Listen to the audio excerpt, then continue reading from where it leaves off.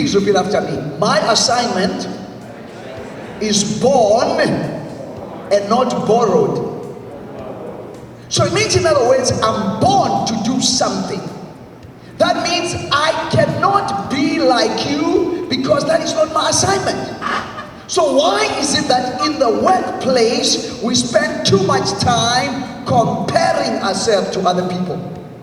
So your assignment is born. You are born to do something. You are born to make a contribution. Is that right?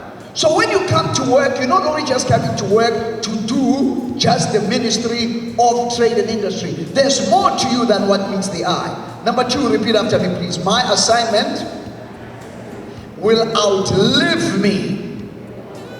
In other words, one day when you are finished here, people must say, so and so was in this department. They left a legacy, not a vacancy.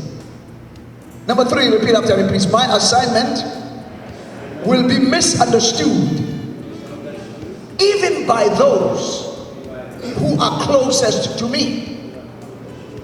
Sometimes you need to stop trying to explain everything.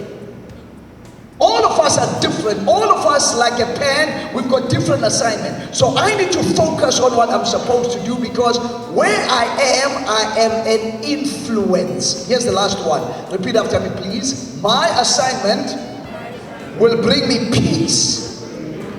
You see, most of the time we don't have peace in our lives, peace at work, because we tell people pieces of my mind. You, I will tell you a piece of my mind. You too, I'll give you a piece of my mind. You too, I'll tell you a piece of my mind. No wonder you don't have any mind left. One piece is there, another piece is there, another piece is there. But when you find your assignment, you influence it. Whether you are at the bottom, you are in the middle, you are on top, you are a leader. You can lead people above you, below you, and on the other side. Because all of us have the capacity to influence people, because it's all about growth. Because if you are not growing, you are dying.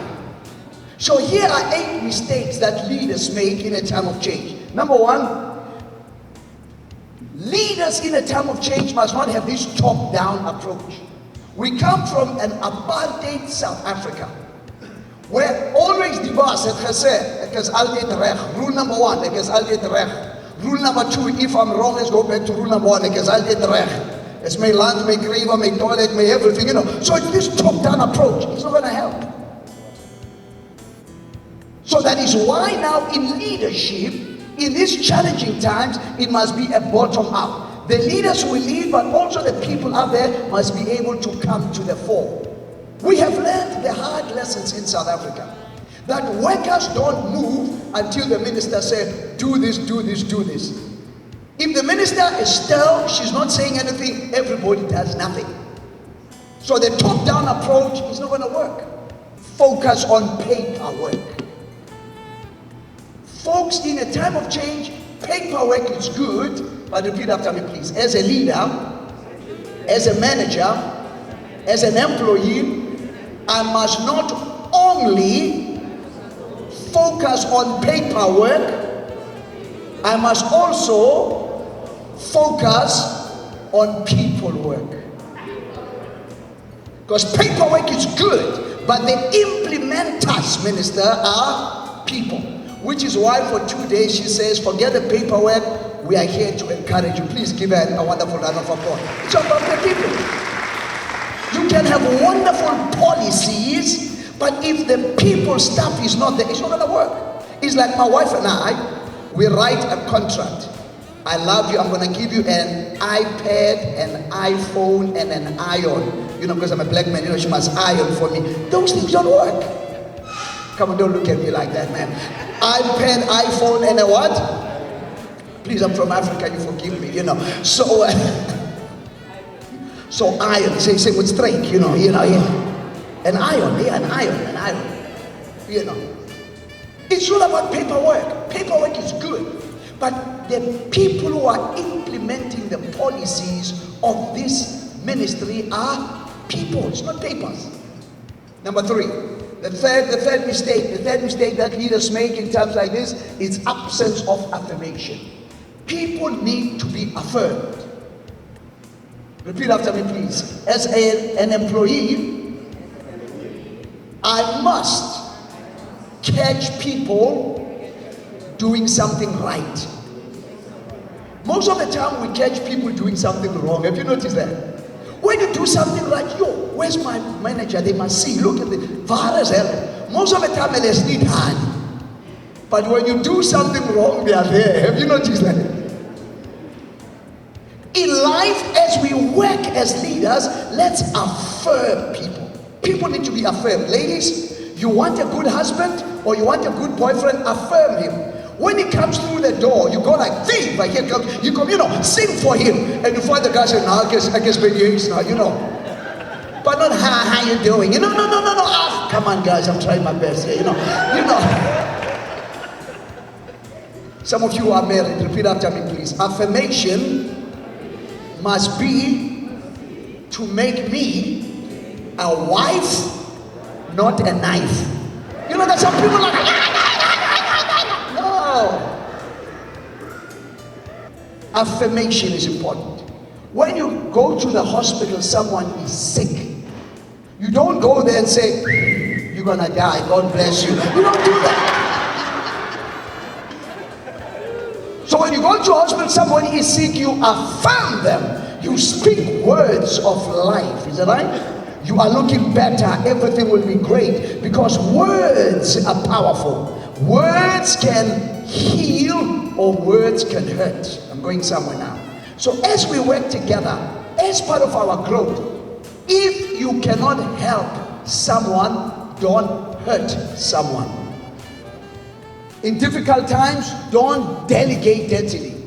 You know that person is not going to succeed, you delegate that. That's dangerous. People will not deliver. Don't manipulate. Look to someone close to you, ask them this question. Do you motivate or do you manipulate? Ask them.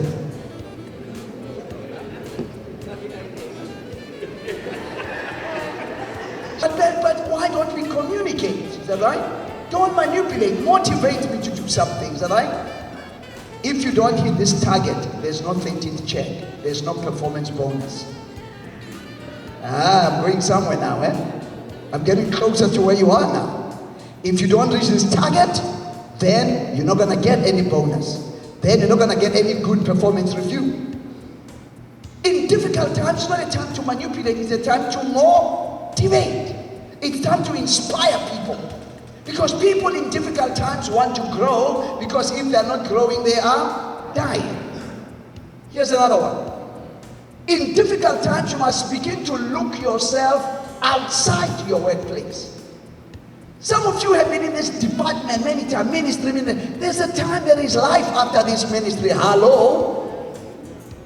I know some of you have been here 10 years, 20 years, 30 years, but there is life after this. So what you do, you want to leave efficient systems so that when you go, that will speak on your behalf. Let me give you an example, maybe a short story about me. Okay, I married my wife in 1990. Nelson Mandela is released from prison. He comes to America, he challenges us to go back to South Africa, 1990. So when we are there, 1990, I said to my wife, if I'm not growing, I'm dying. She says, what do you mean? I says, if I am not growing, I'm dying. She said, well, what do you mean? I said, I want to create an awareness. A what? She said, what do you mean? I said, I now need a child. I need an African awareness. I'm creating an awareness. Come on, don't laugh at me like that. It's practical stuff, okay? Because then she began to question so that she can have understanding. Madam Minister, I have learned that when people question you, it's not that they undermine you. They just want to get an understanding. They don't have to agree with you, but they just want to understand. So my wife is questioning me, okay? If I am growing, if we are growing and not dying, so let me be clear, you're not going to build me a bigger house. Only women can do that. I'm not talking about a house. She says, now for the little one, I must have a house. She is questioning so that she can get a what? And under? Okay, it's called change management, by the way. And then I give her knowledge and I said, yes, I'm going to make sure that while you are pregnant, while you are growing, I will build an extra room for the son. She's got what? Knowledge. But then after knowledge, she must accept and adopt, and she must be committed and have ownership. But the key word here is implementation. It's what? I can talk to my wife all the day long, but sooner or later I need to implement. I believe in service delivery. Your decisions can determine your destiny. One decision. And why one? Because your life is like a coin. My life is like this coin. You may use it any way you wish, but you can only use it one time. Your life and my life are like this coin. You can spin it, spend it any way you wish, but you can only use it one time. Some of our present friends are friends with conditions. They like and love us as long as they can use us. They can manipulate us. Repeat after me, please. A crisis never make a person. A crisis reveals the character of a person. Oh, I see a lot of young people when they get married, till death do us part. And of course, man's mind, I'm a man. Till sex do us part. You know, that's how we're working on that. I'm a man, I know what we're talking about. Through sickness and through pain. But are you sure that when you go through a difficult chapter, that person will be there? What you need, my friend, are not friends of yesterday, are not friends of today. When you made a decision to move forward, as Dr. Richie has said, when you have a paradigm shift, you need friends of the future. Yes, sir.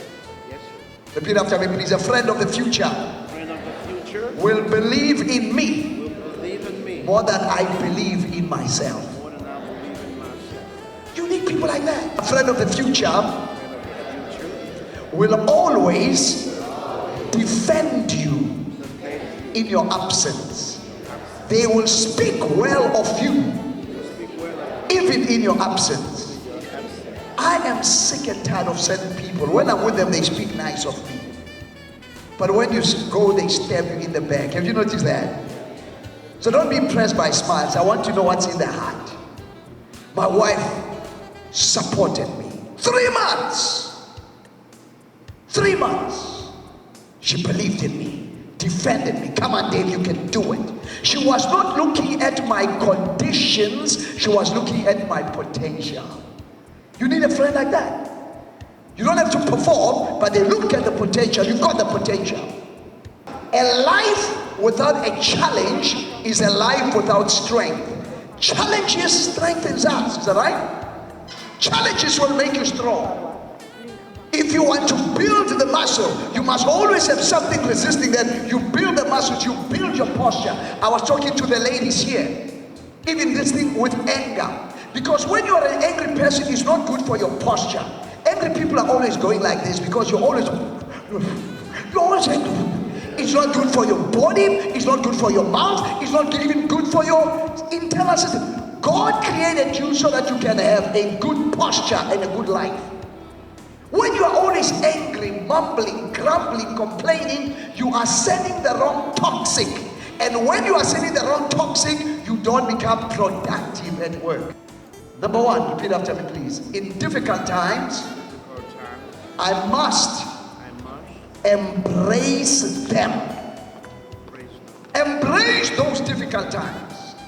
Ladies and gentlemen, it's life. Good things do happen to bad people, and bad things do happen to good people. Is that right? Yes. It's just part of life. Well, I think they had bewitched me. Why is everything? No, sweetheart. It's nothing to do with bewitching. It's just life. There are just a couple of things. You are minding your own business, and someone comes in and interrupts you. It's part of life. Repeat after me, please. It is not what is happening to me that counts. It is how I respond to me that counts. Here's another one. It is not what is happening to me that counts. It is what is happening in me that counts. A lot of things will happen to you, but how are you going to respond? It's like someone says to you, your mother's what. Have you noticed if they talk about your father, it's not a bad deal, but man, they touch your mother, the anointing comes upon you. Have you noticed that? Your mother's what? You have two options. It's a decision that you must make. One option, you can be mad and send it back to the person. Or another option, you can say, thank you, it belongs to my mother, God bless you, and you just go. Because your decisions can decide your destiny. It's a decision you must make. Sometimes you can plan things, but things don't normally work your way. Do you give up? No. Please repeat after me. The road to our success will be under construction. There will be ups and downs. Detours. You know what a detour is? In South Africa, an ompa. They're fixing a road is an ompa. Detours. Repeat after me, please. Potholes. Bends. But the bend on the road does not mean the end of the road.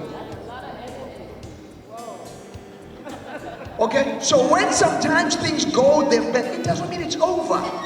When you fall, don't fall on your face. You will mess up your pretty face. When you fall on your back. Because when you fall on your back, you can look up. And when you can look up, you can get up. It's time to get up.